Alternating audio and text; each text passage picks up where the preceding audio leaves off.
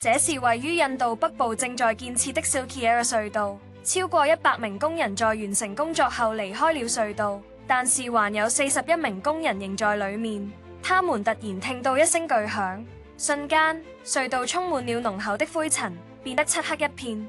這發生在山頂下近1公里處，距離隧道入口約700英尺。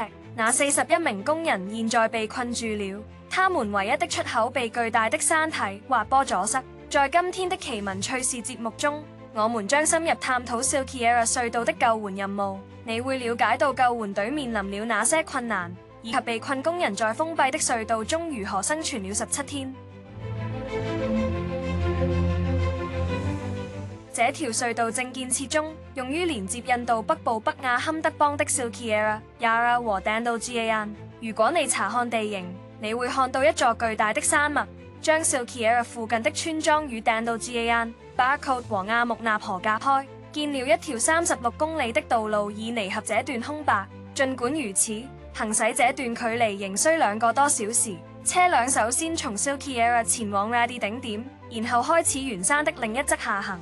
真正的問題出現在冬季，當滑坡和降雪經常導致這條路線關閉，這使2個山谷完全隔離。為了解決這個問題，印度計劃在這裡修建一條高速公路，這就是為什麼在山下的 Radi 頂下開始挖掘隧道的原因。隧道會連接 Silkyara 到 Barakot，所以它被命名為 Silkyara 隧道。原本36公里危險路段現將縮短至僅4.5公里，所以而家唔使2個鐘，行程而家只需10分鐘。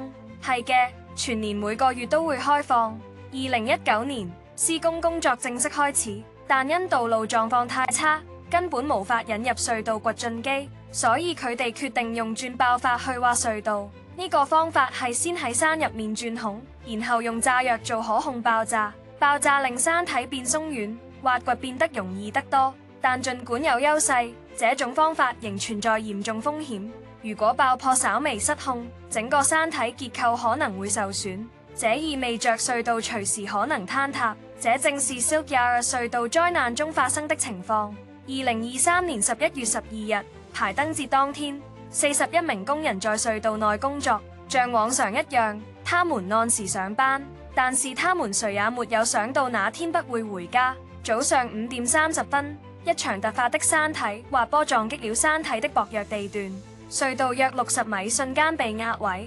坍塌發生在距 Silkyara 施工現場僅210米處，這意味着在210米區域內的工人現在完全被困住了。而在隧道外，人群很快陷入恐慌，每個人都以為整個隧道已經塌陷，裡面的工人全部被埋，呼喊聲和恐慌在整個區域迴盪。本應是慶祝的排燈節，現在卻像哀悼日一樣。立即，管理部門介入並宣布進入緊急狀態。他們的首要任務是確定裡面是否有人幸存，還必須弄清楚是整個隧道坍塌了還是只有部分坍塌。管理部門毫不耽擱地調來設備並開始鑽探。當鑽管剛進入60米時，鑽機上的壓力突然下降。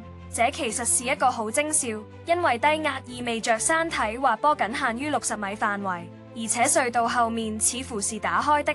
雖然這給救援隊帶來了一些希望，但他們仍然不確定隧道其餘部分和被困工人的情況。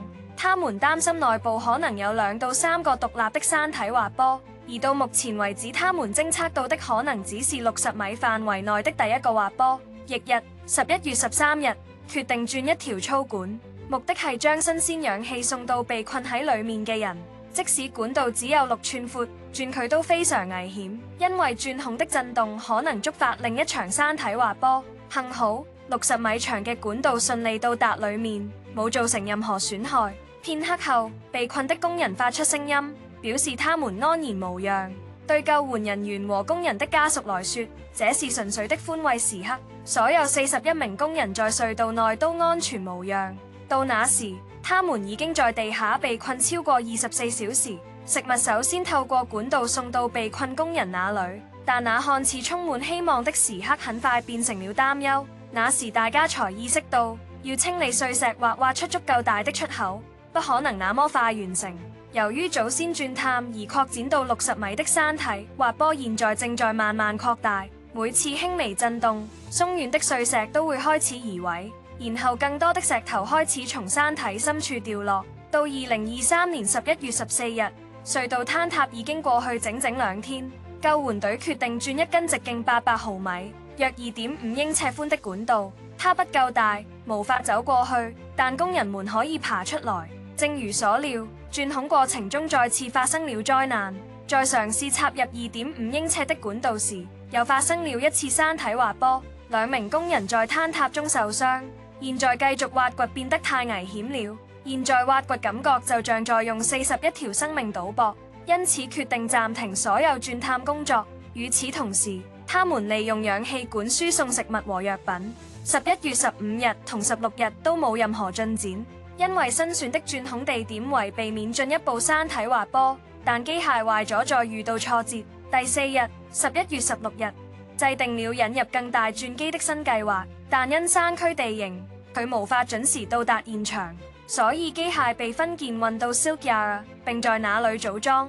到11月17日，4條6米長的管道已鑽穿瓦礫，即意味住到目前為止只入咗24米管道。但當佢哋嘗試插入第5條管道時，瓦礫裡傳出一聲震耳巨響，突然一切陷入死寂，倒塌的威脅已經像影子般籠罩，所以每個人都害怕最壞的情況。他們認為瓦礫可能再次移動了，在那一刻，每一個動作都必須極其小心。一個錯誤的動作可能會奪走41名工人的生命，這就是救援行動必須再次停止的原因。此時，救援隊正在嘗試他們能想到的每一種方法來繼續鑽探，但每次他們鑽探時，軟瓦礫都會再次塌陷，完全堵住隧道。到11月21日，工人被困在裡面已經整整9天了。他們的情況隨着每一小時的過去只會越來越糟，他們的家人越來越絕望，希望能夠看到親人還活着。這些人就是過去9天一直被困在這場噩夢中的人。之前插入的一條細管而家用嚟滑入內窺鏡攝像機。經過漫長9日，救援隊終於見到41名工人。